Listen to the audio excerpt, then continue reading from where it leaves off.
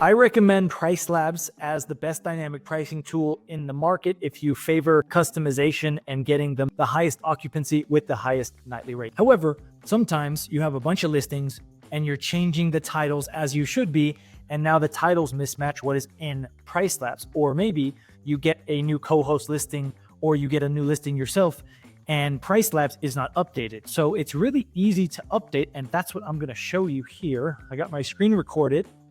And I have one new listing, which I'm going to show you now. So the first listing is this one, which is I changed the title. And so I want the title in PriceLabs to match the title in Airbnb. I'll show you how to do that. The other one is this one. This one is new. This is my beautiful new listing.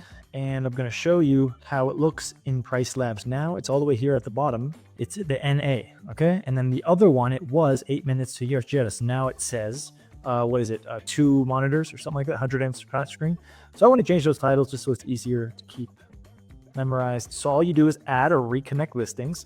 You go to Airbnb if that's where you're at, Airbnb, connect with Airbnb. Now, none of your settings are going to be changed. So you got to make sure that you are logged into Airbnb on the same browser. Okay, that error you can ignore because that's something that's an irrelevant listing. I think I created it and then stopped creating it or whatever. But let's see if we go down here. Now we see 2 monitors, and further we see the Luxe Penthouse. There it is. So if you're not already connected with PriceLabs, then there'll be an extra step. Airbnb will say, hey, do you want to connect with PriceLabs? You don't have an option that you have to say yes or you can't use it. So you'll just click yes, and then it'll bring you back here. Automatic. You can see all of my customizations, my base price, all of them were here. If we click in, you can see all of my customizations are here. I recommend as a best practice, 35 up to 50% discount through your booking lead time, gradual discount.